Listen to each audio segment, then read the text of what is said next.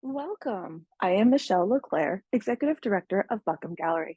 Today, I am chatting with Emily Orzech about her exhibition, Bedside, which was on view August 23rd through September 30th, 2023. This exhibition may be viewed on our website at buckhamgallery.org. Emily Orzech's exhibition, Bedside, is made up of selected works from the series Family History, which was a catalyst by her late partner's illness and experience with navigating the healthcare system. Orzech is interested in the liminal spaces we inhabit in the process of illness and caregiving. Before we start the conversation, I would like to say thank you to our incredible audience, whether visiting the gallery in person or viewing these videos online, and to all the artists who submit to our exhibition calls. I appreciate you. Next, I would like to say a big thank you to the individuals and organizations who support the Buckham Fine Arts Project and Gallery, including the Charles Stewart Mott Foundation, the Michigan Arts and Culture Council, and the National Endowment for the Arts. The Greater Flint Arts Council Share Art Genesee Grant Program, made possible by the Genesee County Arts Education and Cultural Enrichment Millage funds. There are tax dollars at work. Thank you. Buckham Gallery is pleased to present the work of Emily Orzech and her solo exhibition, Bedside. Emily Orzech is a printmaker who works in screen print, relief, and mixed media. She has attended residencies, including the Vermont Studio Center, Zay May's Printmaking, SPAR in Russia, and the Sparkbucks Studios in Ontario, Canada, as well as a year-long Fulbright in lithography at the Central Academy of Fine Arts in China.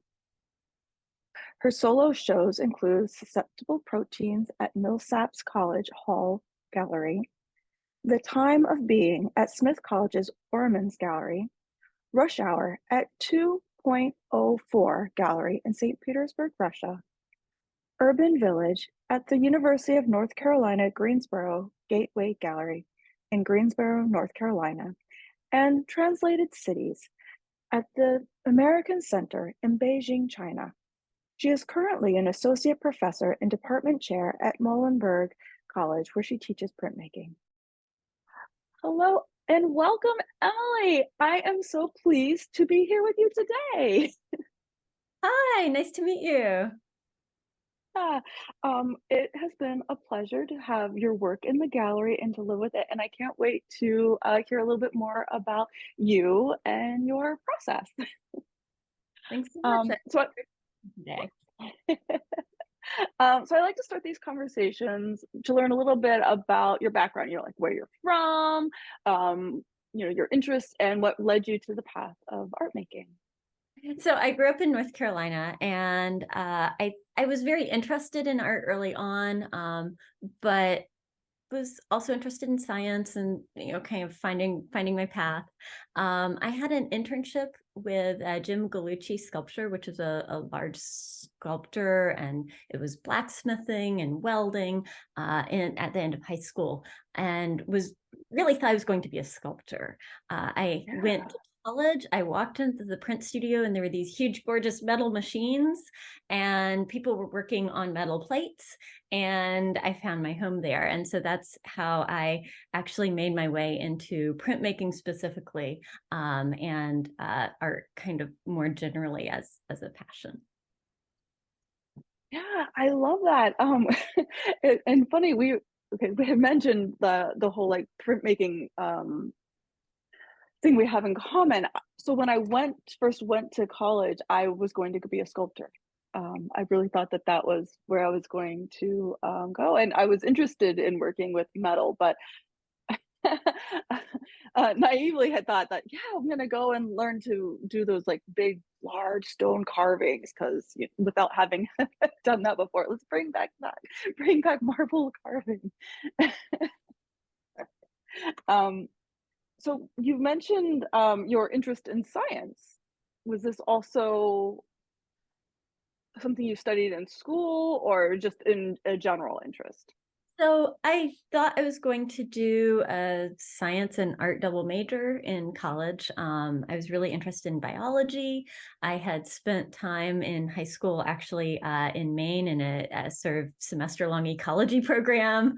And so I thought that was something that I would be doing and maybe go that direction career-wise. I couldn't give up art making. I found out that was the thing I spent all my time doing. And so that kind of led me to decide to give it a try.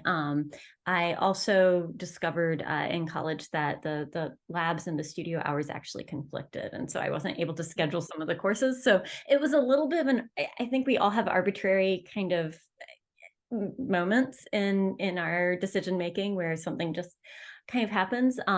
But a lot of my work now is about caregiving and therefore the health system. And I think that very early interest in science informs my approach. I was really interested in science and in statistics. And so that actually informs my interest in how those kinds of systems, the healthcare systems, actually interface with the way we're sort of physically experiencing these issues. Yeah, perfect. Because there's, as we are about to see, there is definitely that sort of observation, at the very least, if not participation, in the science and health fields. So let me share the screen. So printmaking can often be a very focused on the process involved in the making of images or matrices. However, entering into the gallery with your work, it's immediately evident that the images are very personal, or at least about an overwhelming experience. Would you share how your title, Bedside, relates to this body of work? So it comes from a piece titled Bedside, which was one of the early pieces I made in this work. It was coming out of an experience where my partner had terminal cancer and I was caring for him a number of years ago. And we began the process. This is a little bit of a roundabout answer to way to answer this question, but we actually began taking photographs together. I was taking photographs, but he was kind of talking. We were bouncing off ideas off of each other as a way to kind of process what was happening as he was dying. But in the hospital, you're not supposed to or allowed to take photographs necessarily, or at least not of the hospital staff and things like that, other patients. So there's a lot that's happening that isn't happening in the camera. The house he lived in was actually very dark because it was a traditional house in New Mexico and had very thick walls. And so the photography as a medium wasn't really working as a kind of final end product. And we started kind of brainstorming and working with it as sort of snippets in discussion. And so the first piece, or one of the first pieces I made, which was Bedside, was taking pieces of images from hospital gowns. And then I was thinking about the things that you carry in your pockets and end up in the hospital with, the sort of items that, when you end up in the hospital kind of without planning and without packing a bag or something, like these are all you have. And they're the things that end up on the sort of bedside table. And so that's where that title comes from, and where I started thinking about the kind of emotional experiences of navigating the system, and also the I guess I think about the somatic, the sort of presence of the body. And of course, this is an example without a body or without self-portraiture, but I want to imply, there isn't a bed actually in the image. And I want to imply the bed without showing the bed, and imply that connection between the objects and the person in the bed. Thinking too about the ways, like what is shown, what can you photograph in the hospital, what can you not, what is private, what are people more comfortable sharing about their experiences as well. And so those were the kinds of thoughts that led to this piece, and then really led to the series. And in the series, you'll see, again, these are photographs where I may have taken bits of photographs of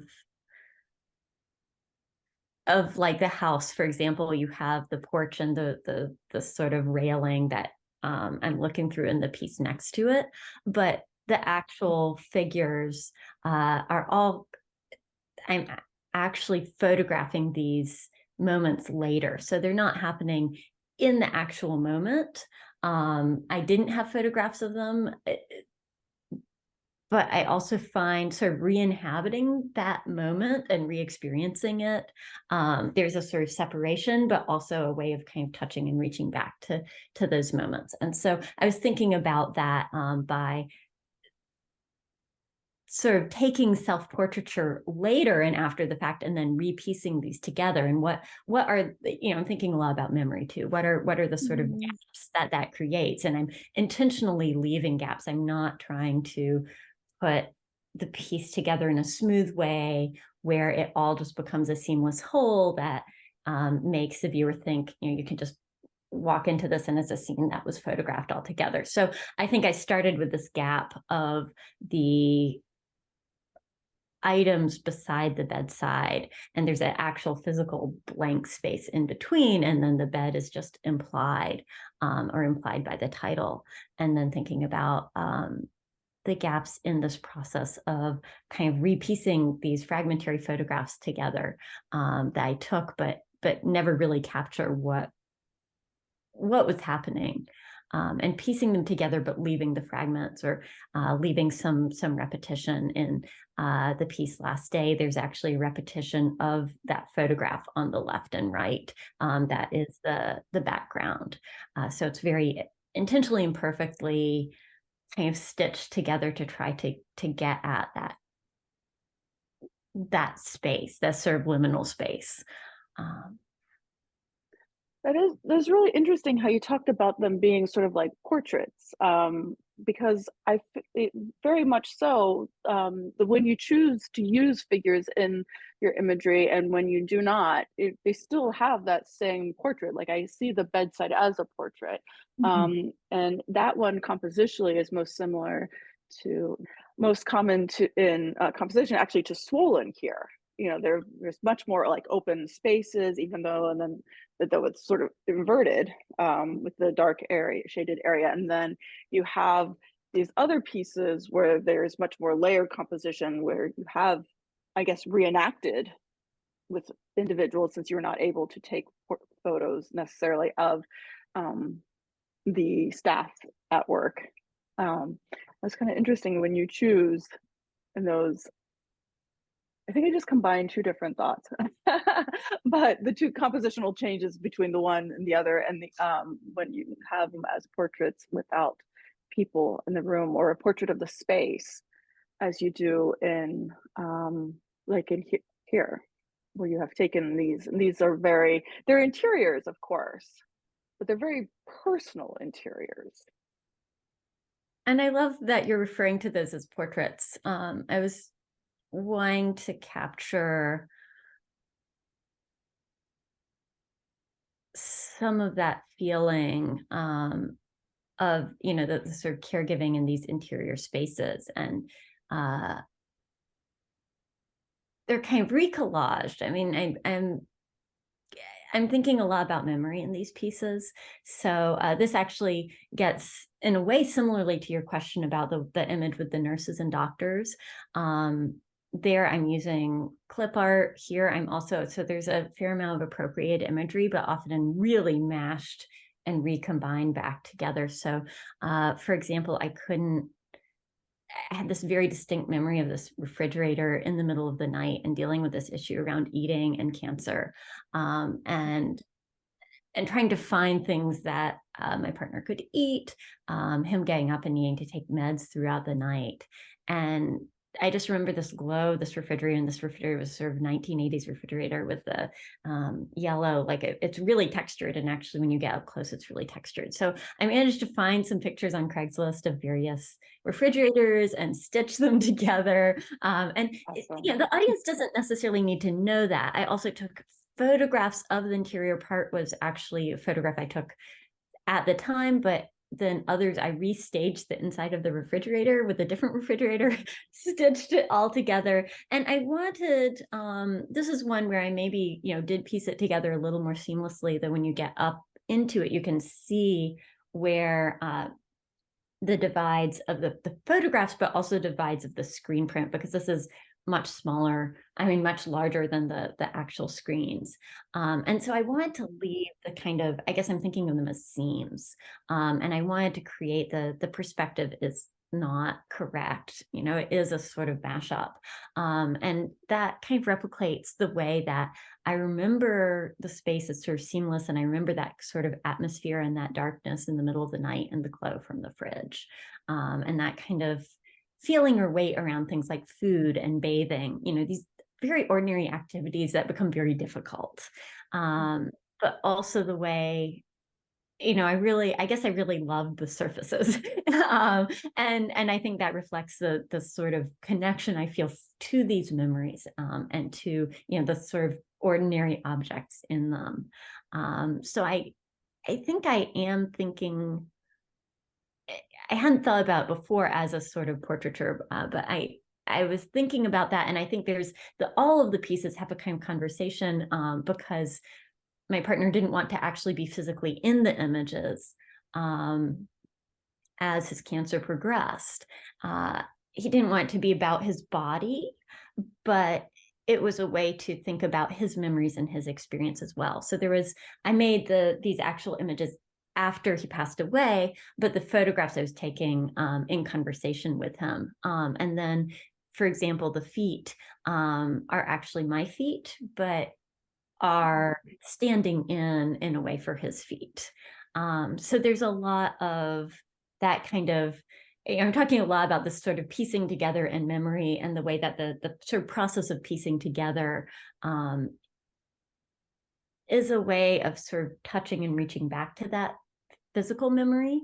But also I'm really wanting to kind of create these gaps or pull it apart or make it uneasy in terms of perspective. I think, you know, even the toilet in that image, if that was a real space, there would be half of the toilet.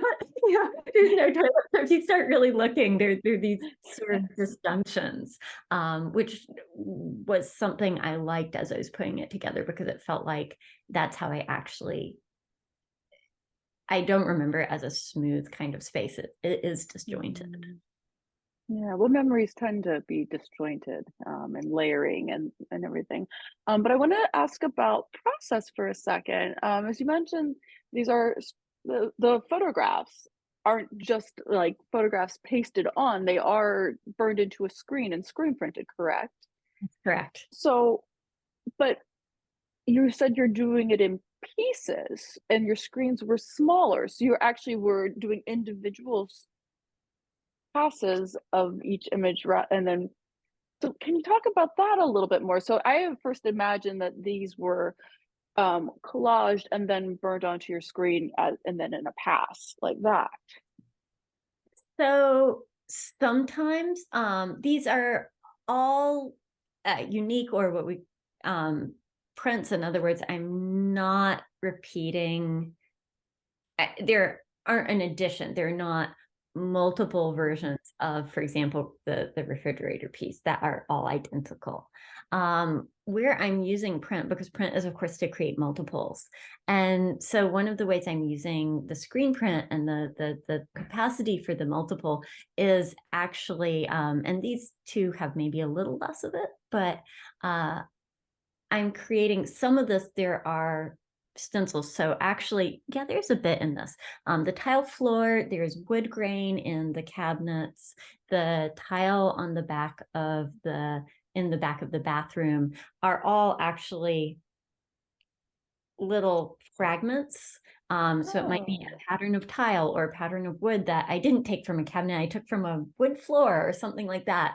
And I'm actually creating both the colors. So I'm printing the colors on first, and I'm printing on the various kinds of textures first. And that's what the repetition of print actually lets me do, is I'm kind of layering that up to create the kind of density of ink and the density of color. And then over top it, I'm printing out the kind of what we talk about as the key image, the image that holds it all together. So that's the photographic information. A lot of that, the panels are about 24 by 36 inches. and my screens are max size 24. Now I can print larger, I could get bigger screens, but I actually was cutting apart basically the photographs and repiecing them together. Or I was taking, for example, I mentioned the refrigerators, actually several refrigerators all mashed together. And so I might take those parts, and instead of actually putting them together in the computer, I sometimes put together the parts on the actual print. It depends. I sometimes put it all together in the computer, depending on which part of it is, and also on the color, whether I want the photographic part of the image to be printed in black ink or I want it to be printed in a color. And so I've separated, I've sort of basically take an image, put it together, and I think of it as sketching. I put the whole image together very roughly in the computer first. Then I split it apart into screens, and then I put it all back together. Oh, And it wow. usually changes as I put it back together. So I actually go back, Of course. edit in the computer, edit on the actual piece. And there's also a sanding process that sometimes happens. So I'll sand parts of this to get the textures and colors blending in together. Yeah, well, I'm gonna ask you more about that in just a second. Let me bring up, because you're talking about reusing images. So, like in your figures and these in room and fold, is that the same one just printed twice, like in fold specifically, or is no, those are different images. So the figures Okay. tend to be different, but for example, the shoes and the carpet, some of the carpet is the same image, some of it's different. Many of the shoes are actually repeated to create more depth down in there. I'm looking in here. I think most of the other things are individual layers. The blinds. Some of the blinds might be a repeated print in there. So sometimes I use that technique more than others, but often there's a bit of it in there. When you see, for example, that hospital gown pattern, that's also something where I have a little chunk and I'm printing it repeatedly on top. And it lets me kind of create that depth, and also trying to create that looseness where it's not all photographically as kind of locked in. That process has really evolved as I've developed this work. So you'll see more of that. You'll see more seams in some. I was partway through the series, actually, when someone pointed out, I was partway through a piece and they said, why are you getting rid of or trying to get rid of the kind of disjunctions? Why aren't you playing it up instead, given what you're talking about? So I think some of the pieces you'll see are a little more kind of edited together more seamlessly. Though because of the process, there's still that disjunction. And later works sometimes are looser, or looser in the relationship between the photographic layers and the layers of color. Well, color is an interesting thought here in the way you use color and sort of these sort of muted, like this blues and this kind of thin layers of this burnt orange. It seems to kind of move throughout the body of work. Is there, well, I imagine there's intention in that. It's not just, oh, these are the only colors I had in the shop, you know. I was, is it the mood or sort of this faded, because sometimes in memory things can be very pungent and bright, but otherwise it does kind of like fade and kind of start to mesh together. Is this along your thought process there? Yeah, so I think I started out working, and there's a sort of joke about printmakers being very focused on black and white imagery. I began in etching, and I know you mentioned you did as well, and I was very much of the kind of, I did drawing, I did printmaking. I would be focused on a black with a little tiny bit of red in it. And then as I started working in screen print and particularly on these pieces, both, on the one hand, I'm actually printing with powdered graphite. So there's actual drawing or drawing medium in a lot of these that I can layer right into the ink. I can also layer powdered graphite, erase part of it, and then ink over it. I can print the graphite through the screen. So there is a lot of kind of black and white work, and the middle one actually has a fair amount of drawing in it. On the other hand, I started really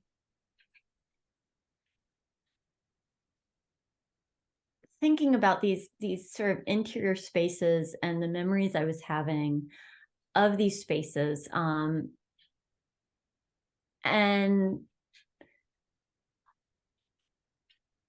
thinking about the ways that kind of the bodies are there and not there. I think that's why the bodies are blue. It's maybe, not a direct sort of, the bodies symbolize being there and not there in some way. It's not as direct as that. It's a little more subtle, I hope. But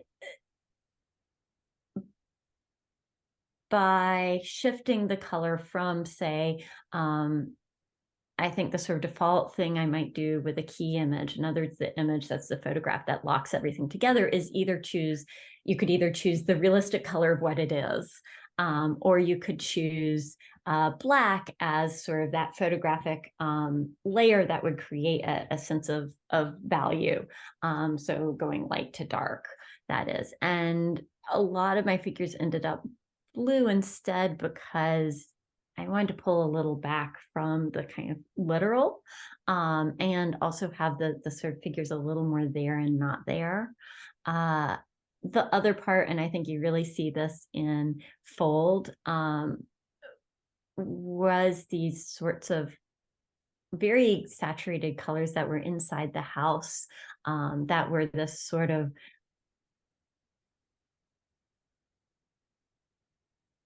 teal and adobe, and really kind of these you mentioned the burnt orange. That was really it was a traditional house, so those kinds of colors, some of the browns of the ceiling beams, things like that I really wanted to kind of play with the darkness, but the sense of kind of color that was coming out in the darkness inside the house. And that's partly my individual memory, but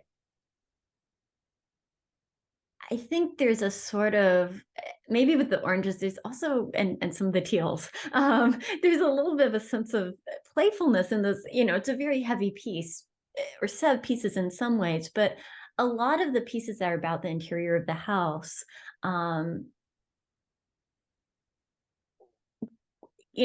I mentioned, this kind of photographic process that started it, and there was a sense of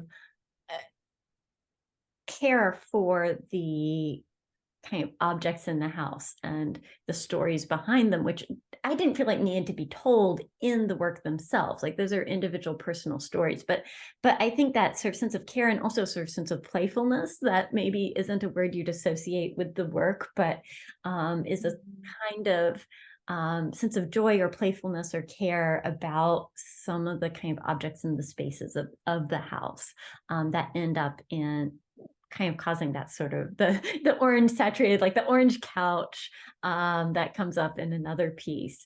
That's again very serious, but the couch itself, there was a little bit of a sense of humor, I think, about the couch. Yeah. Love that orange couch. Well, that is interesting, because that orange couch is very bright, and but it seems such a serious and heavy. I mean, it's very dark, and with your title being decisions,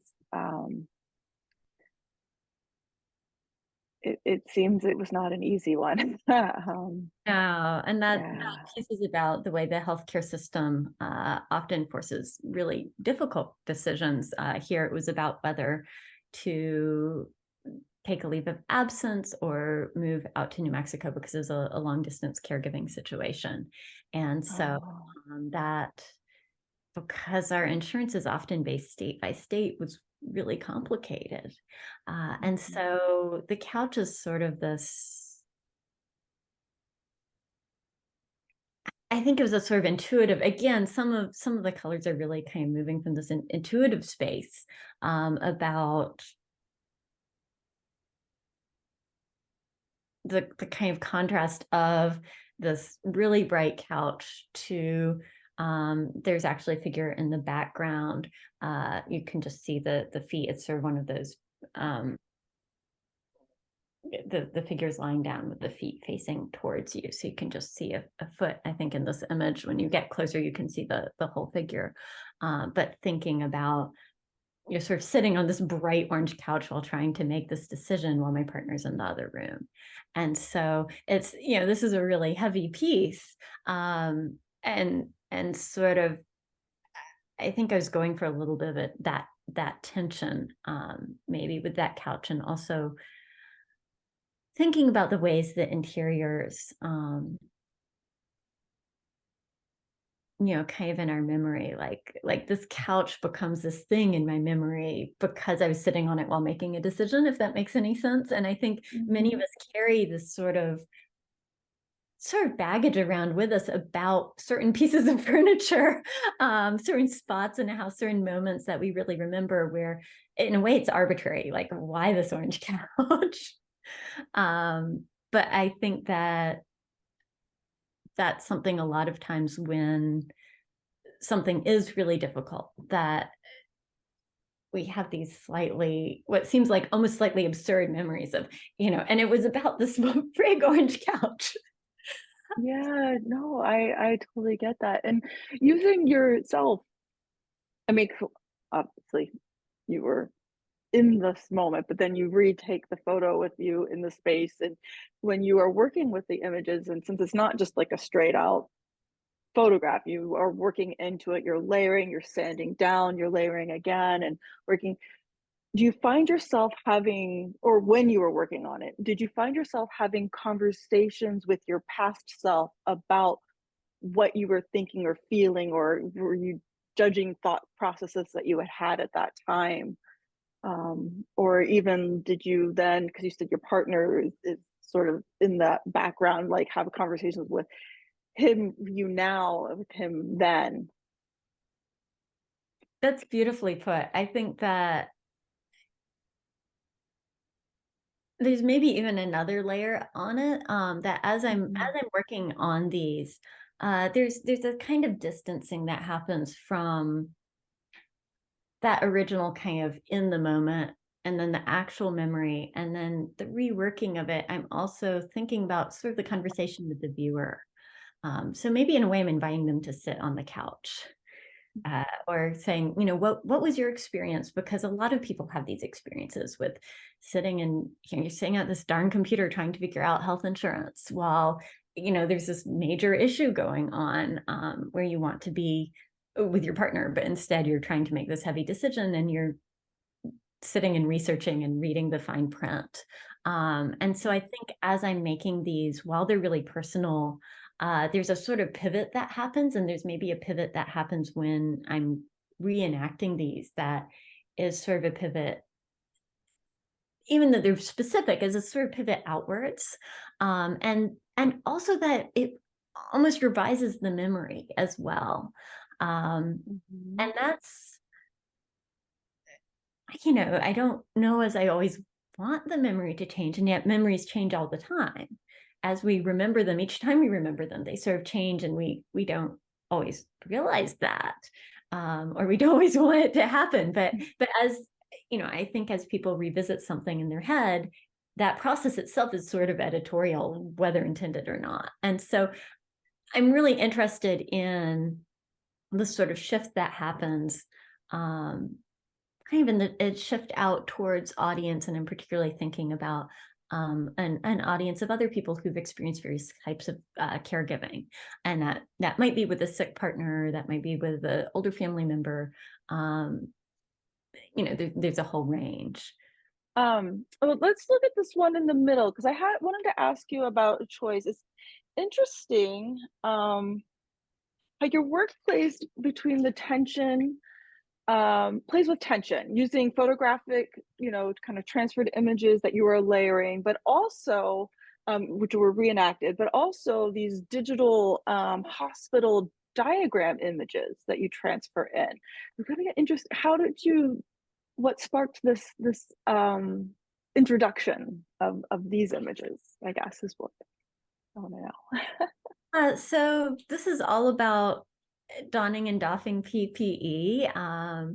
And I think that because I was going in and out of the hospital a lot, this was a major part of going to visit someone who's immunocompromised.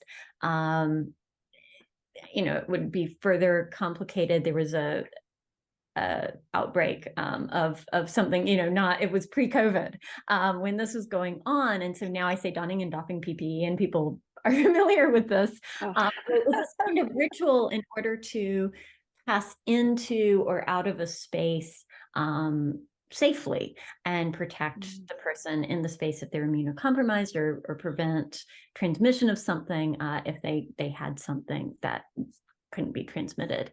And so actually a number of my pieces have various kinds of diagrams, medical diagrams. So in the one next to it, prognostications, there are diagrams about things like life expectancy.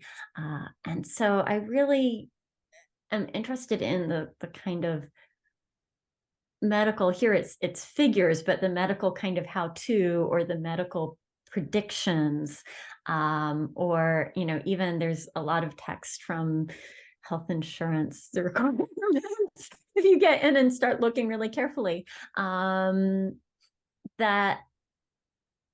are such, in some ways they are so important. They're some kind of like CAT scans or MRI imagery too, and kind of woven in the backgrounds. And I'm really interested in that tension between the kind of ways that these processes are communicated or kind of predicted, and the way an individual's,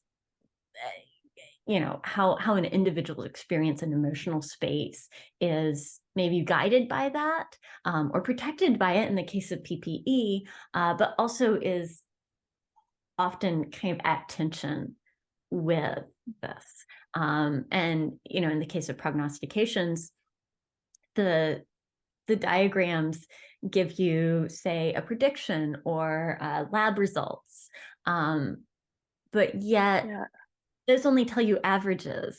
And so the actual outcomes are something where you're always guessing based on these diagrams, but don't have an answer necessarily for an individual. It's like, how far can you extrapolate from these diagrams?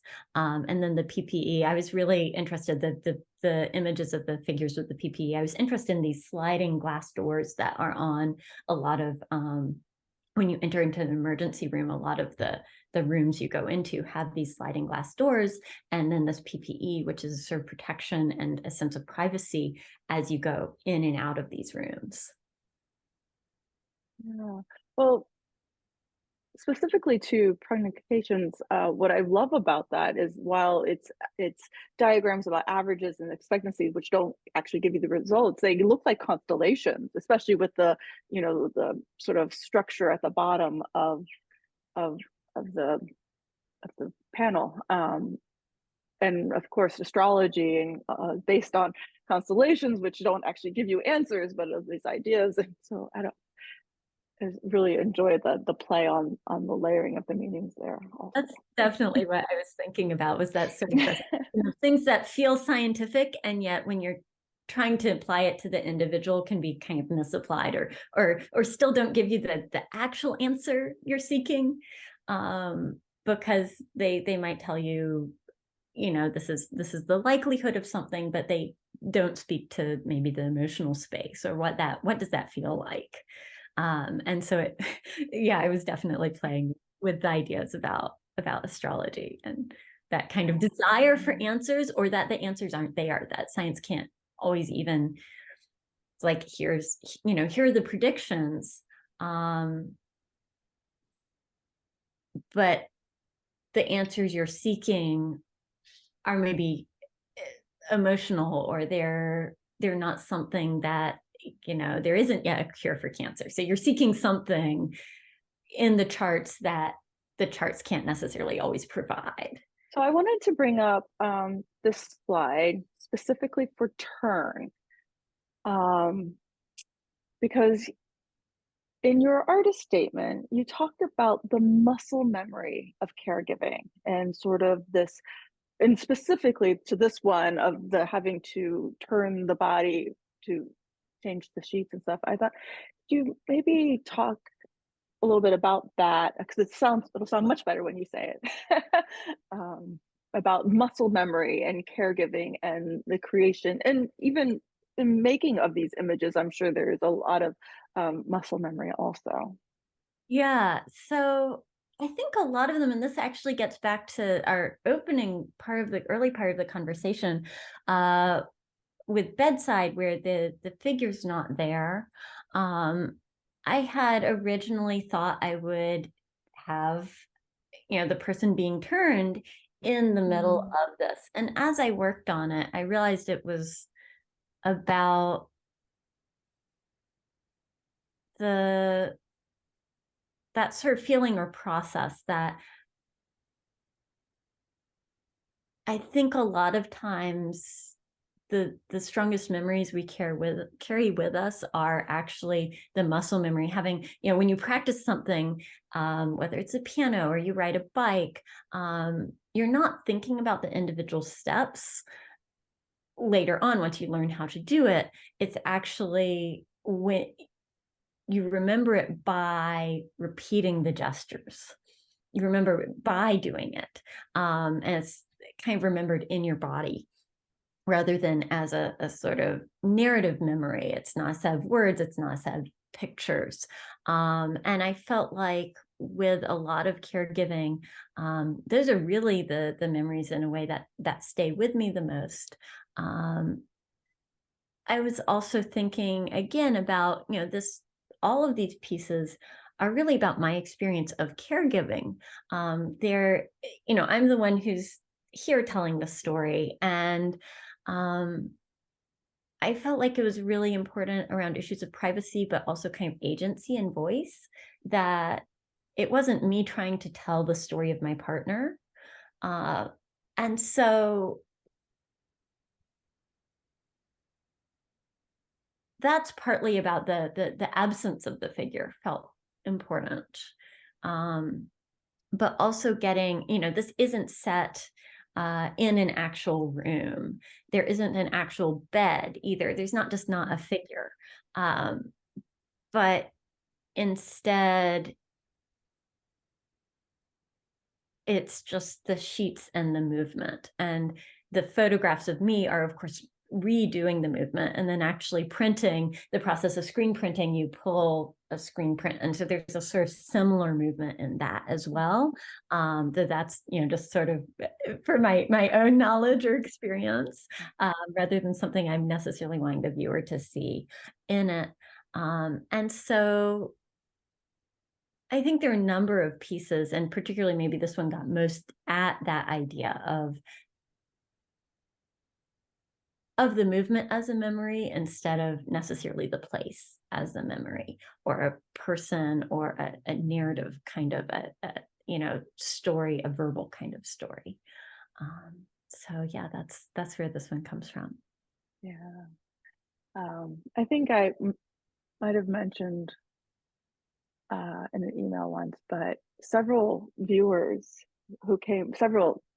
guests, visitors to the gallery who came in and experienced your work in person,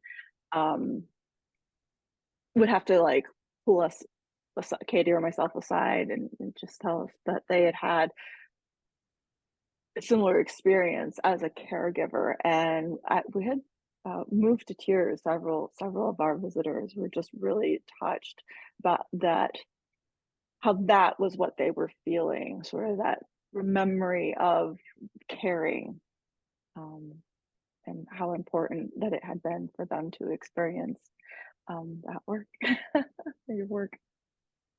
That really touched them. I don't know.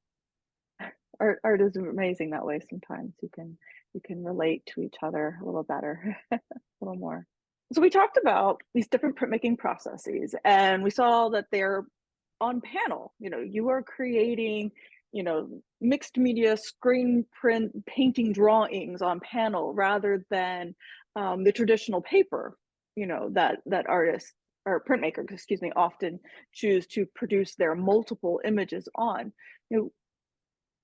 Would you explain why you chose to create these monoprints, or I'm gonna go out and say they're paintings with printmaking processes involved in them. Why you have chosen these materials and these processes? Yeah, I think when I started it, I studied this particular process called excavated or sanded screen print when I was first introduced to screen print back in the early 2000s. I was studying with Dennis O'Neill, who normally taught at the Corcoran, and this was at Penland. And he was teaching it as an addition, so multiples on paper. And I loved it, but I was doing other things. And when I had this experience and started this series, I really didn't want to make multiples.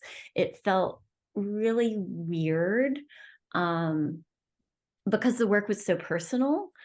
And I don't think there's a problem with multiples in personal work. It's not like that, but it felt like they needed to be single pieces rather than lots kind of floating around in the world. It made me uneasy in some kind of odd metaphorical way to have lots of these particular pieces.